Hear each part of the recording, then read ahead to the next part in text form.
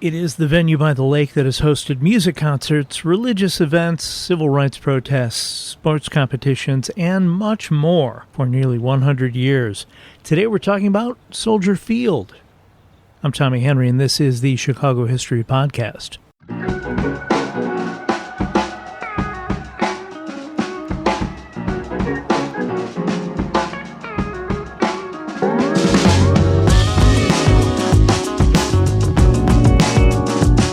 Success of the World's Fair in 1893, Chicago began to slip in its standing in the minds of the people. Maybe the city was riding off the good press it received from the Columbian Exposition, but things were definitely headed south.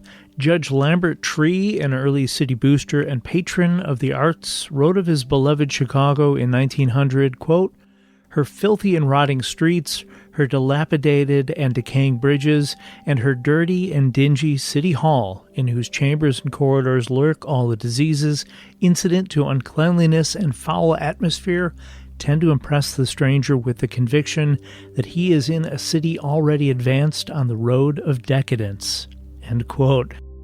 6 years later, in 1906, Upton Sinclair's The Jungle exposed the brutality of the meatpacking industry here. It was obvious to many that Chicago was giving a pass to the polluted air, open prostitution, and disgusting waterways. The 1909 Burnham Plan, discussed in various Chicago History Podcast episodes, was meant to beautify Chicago and truly make it one of the greatest cities in the world.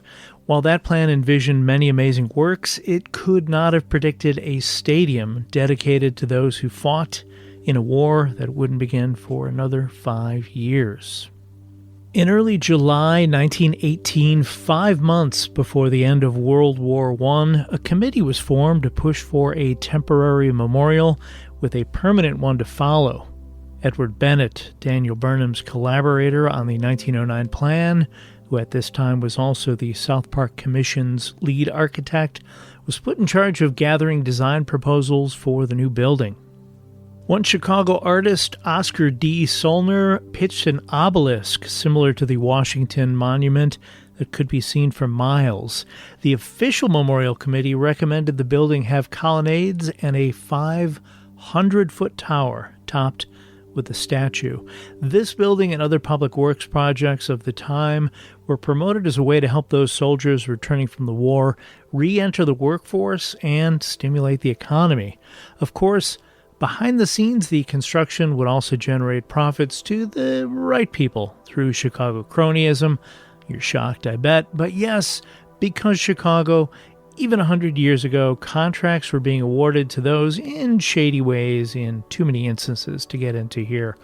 I will say this, the mayor at the time was William Big Bill Thompson, and if you aren't familiar with that guy's pocket-lining shenanigans, check out episode 117 of this very podcast. The Plan Commission felt strongly that places like this new memorial were important in numerous ways, stating, quote, "The public health, ample means for healthful recreation, which were of fundamental importance before the war, now become matters of absolute necessity." End quote. The winning entry was from the architecture firm Halliburd and Roche, who designed a U-shaped stadium in neoclassical style that was open on the north end by the Field Museum. Their original design also included a towering obelisk 4 times as tall as the top of the colonnade. Although the jury's decision was unanimous in favor of Halliburd and Roche's design, they were unable to approve all aspects of the design, due primarily to budget concerns, as the U.S. was struggling to come out from under the post-war recession.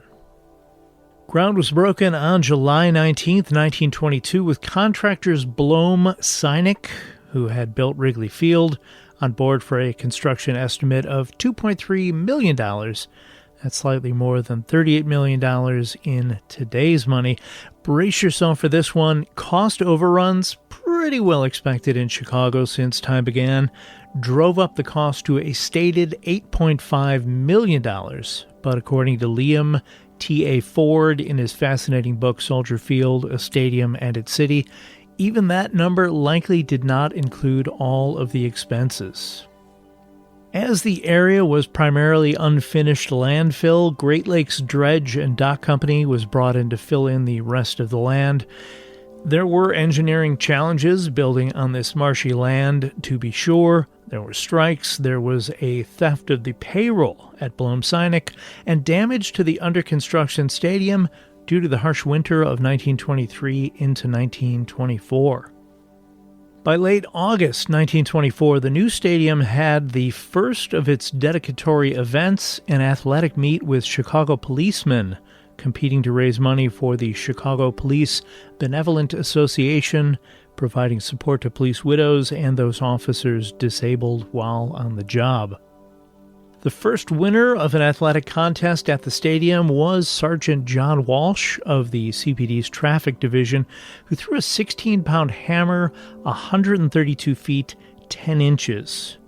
The next day, 1,200 police officers in formal dress blues paraded through the still under-construction arena. There were enough seats in place at the time to accommodate 60,000 people, and about 45,000 showed up. Fireworks, music by 2 police bands, and a chariot race were part of the presentation. Now, I realized I haven't used the name Soldier Field much so far, instead calling it the arena or the stadium. This is because the original name of the structure was Grant Park Municipal Stadium, or just Grant Park Stadium. More on that in a moment. 2 significant pageants celebrating Chicago's culture were held in September of 1924. The first included school children who received singing lessons at South Park Fieldhouses, joining professional musicians in the Pageant of Music and Light. At both the beginning and the end of the event, red lights lit up the colonnades the first time they were illuminated at night. Approximately 3,000 children marched into the stadium from the north end carrying lanterns, some as tall as 4 feet, that's the lanterns, not the kids, which they had made at South Park Playground craft classes. The kids paraded on the field until they formed a giant wheel, then set down their lights and joined a 1,500-voice adult chorus in the east stands. After a number of selections were sung, the evening was capped off with the singing of America the Beautiful. Less than 2 weeks later, the South Park Commission held another dedication ceremony by bringing hundreds of school children back to the field, encouraging attendees to wear costumes that reflected their ethnic heritage. I mean, let's be honest, if you're going to try to lock down public support in Chicago, at least in 1924, helping the cops raise money for widows and by letting kids run around in handmade costumes is a pretty smart way to do it. The official opening date of Grant Park Municipal Stadium was October 9th, 1924. That date coincided with the 53rd anniversary of the Great Fire of 1871. For Chicago Day, as it was known, space for 60,000 people was made available to witness a free show featuring a 21-gun salute, speeches, flag-raising, feats of horsemanship by Fort Sheridan soldiers, exhibitions by mounted police, and, according to the National Hotel Reporter newspaper, other interesting events. For those of you thinking, what other interesting events I must know? Well, 8 veterans of the Great Chicago Fire of 1871 were to stage an exhibition of antique firefighting, following a hoofing contest, whatever that was, by a great-great-great-great-granddaughter of Mrs. O'Leary's cow. A replica of Mrs. O'Leary's barn was scheduled to be burned. The veteran firefighters would then put out the fire using the Fire King, Chicago's historic hand pump engine, to show how they battled the flames that decimated much of the city 53 years before.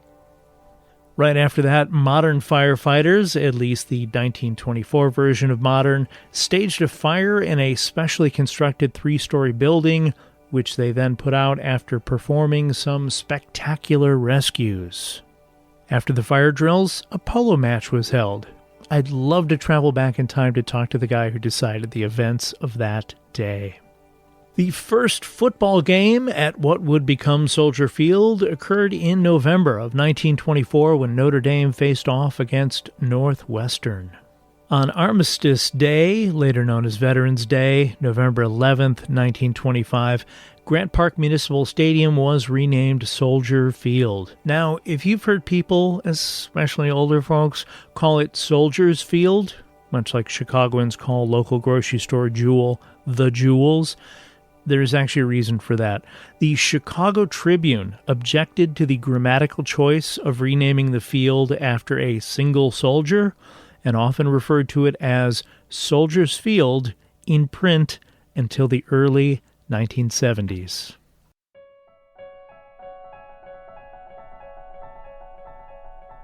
For Catholics of Chicago, June 20th through the 24th of 1926 saw the 28th International Eucharistic Congress, a large gathering of Catholics focused on the Catholic faith in the city. This was the first International Eucharistic Congress held in the U.S. and only the second held in North America, so kind of a big deal. The Archbishop of Chicago, Cardinal George Mundelein, organized the event, which took place at a few locations in the Chicago area, including Soldier Field on day 2.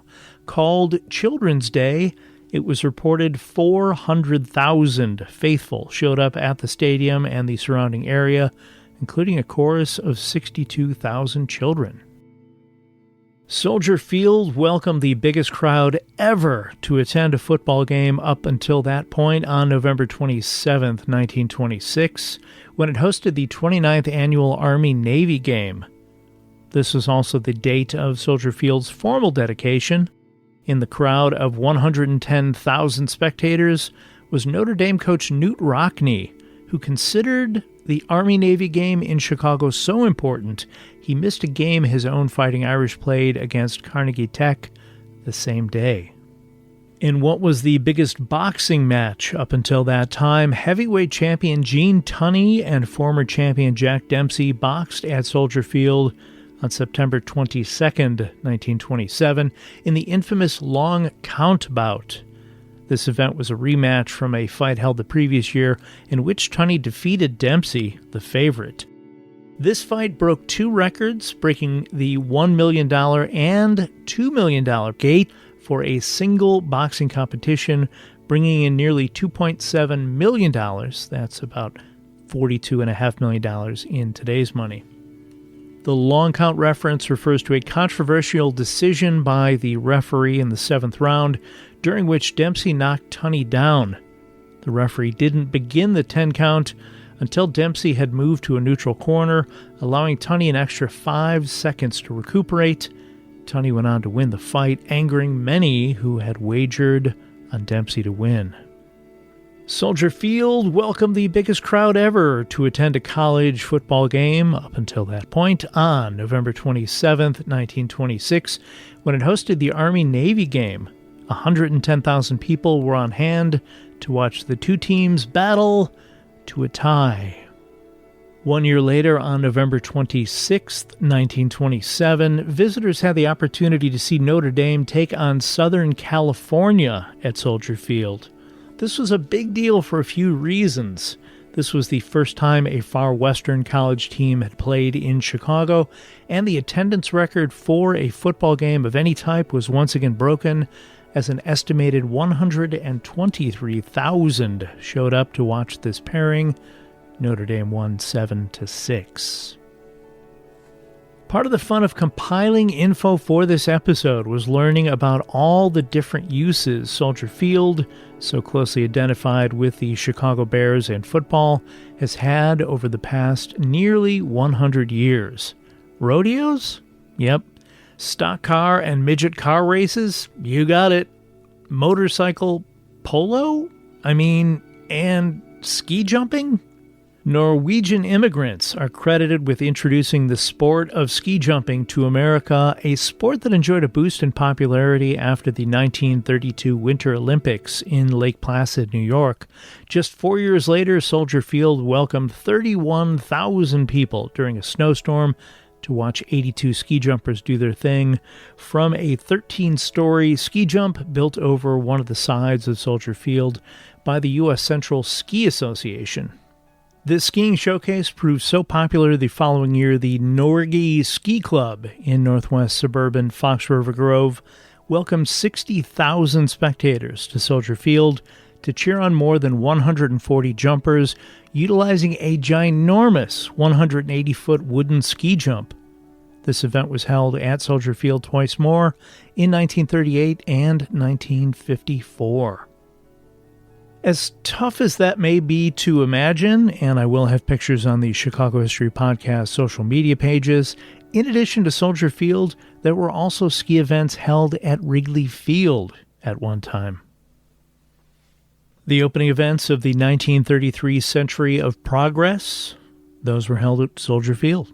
Now, imagine 115,000 people showing up for a high school football game.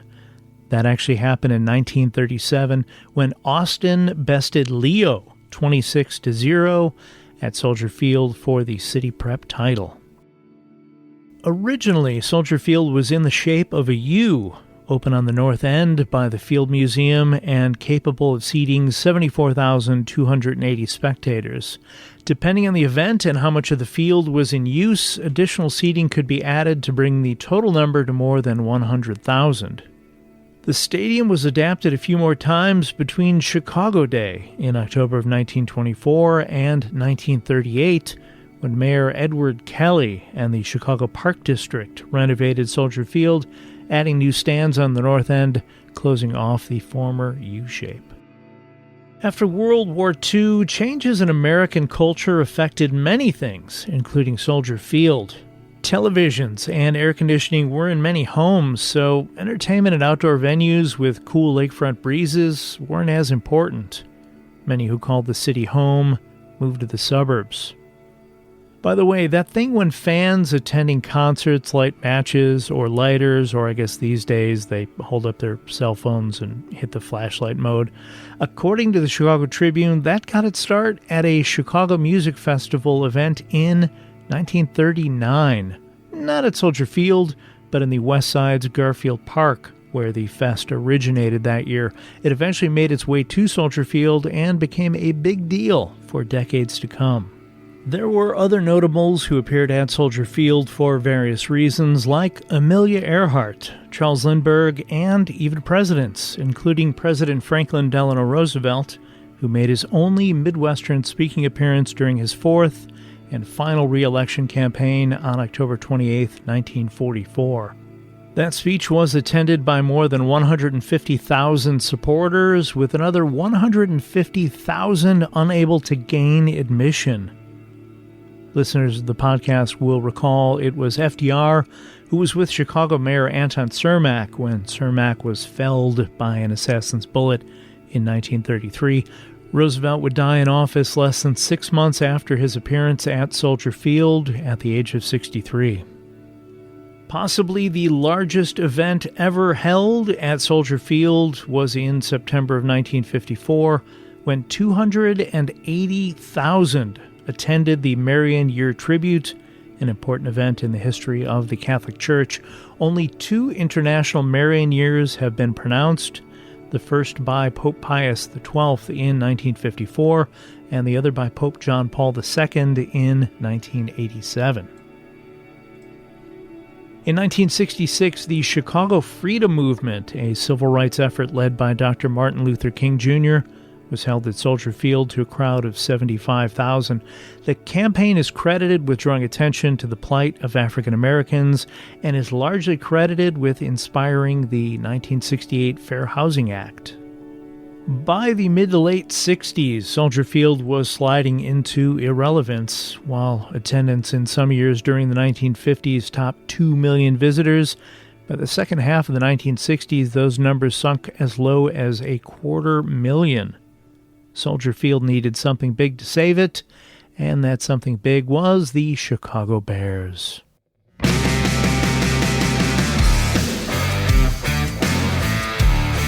It is still hard to believe the Chicago Bears played at Wrigley Field for the first 50 years of their existence in Chicago, eventually outgrowing that venue. Their move to Soldier Field in 1971, originally just a 3-year agreement, was extended in 1978 for another 20 years. It was also in 1978 that the plank seating began to be replaced with individual stadium seats. Soldier Field, after being in use for more than 60 years, was designated a National Historic Landmark on February 27, 1987. Just when you think Soldier Field might be out of firsts, on June 17, 1994, the city of Chicago welcomed soccer's World Cup attendees to Soldier Field for the opening ceremony. The ceremony may be best remembered when, while introducing singer Diana Ross, MC Oprah Winfrey fell off the platform. There have been many live music concerts at Soldier Field, including performers like Paul McCartney, Beyoncé and Jay-Z, Rolling Stones, U2, Kanye West, Kenny Chesney, The Grateful Dead, Taylor Swift, NSYNC, Dave Matthews, Pink Floyd, Bruce Springsteen, Metallica, and many others, too numerous to get into, but I will likely do an extras episode to cover a few stories I can't fit in today. In 2000, Mayor Richard M. Daley and Illinois Governor George Ryan struck a deal to revamp the stadium and keep the Bears in place. What could go wrong? June 19, 2002 saw the Chicago Bears lose to the Philadelphia Eagles 33-19 in the last game played at the old stadium. Once the crowds departed, 200 workers began pulling out the seats at the north end of the stadium with crowbars, the same seats that were part of the $32 million renovation done in the 1980s. That same renovation, the Chicago Park District claimed, would make Soldier Field usable for another 50 years. They were off by about 30 years. 20 months later, at a cost of $632 million, Soldier Field reopened. Sure, it was still framed by the neoclassical columns many Chicagoans could spot from a half-mile away, and while there were some improvements, overall the reviews were not kind. The Chicago Tribune's Blair Kamen famously called the renovated Soldier Field the, quote, eyesore on the lakeshore.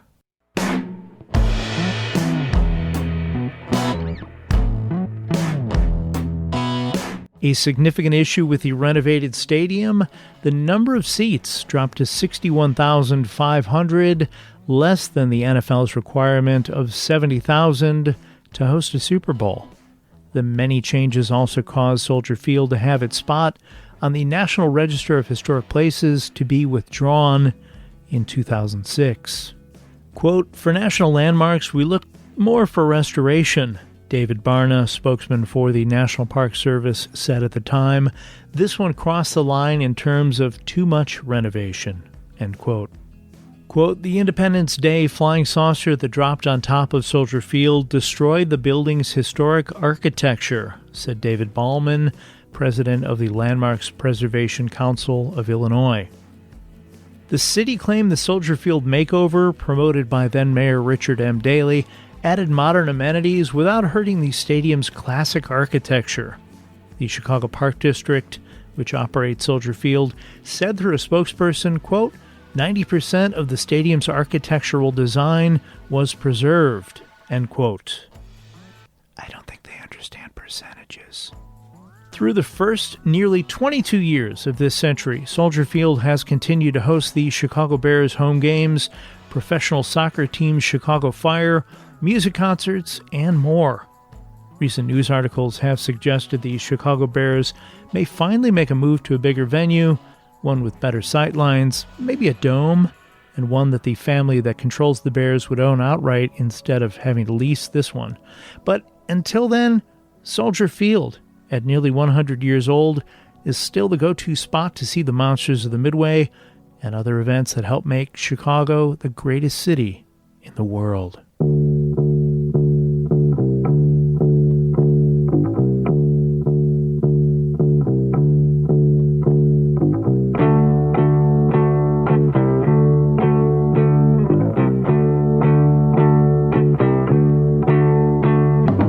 Thanks for listening to today's episode about Soldier Field. This episode was written, recorded, and edited by me, Tommy Henry.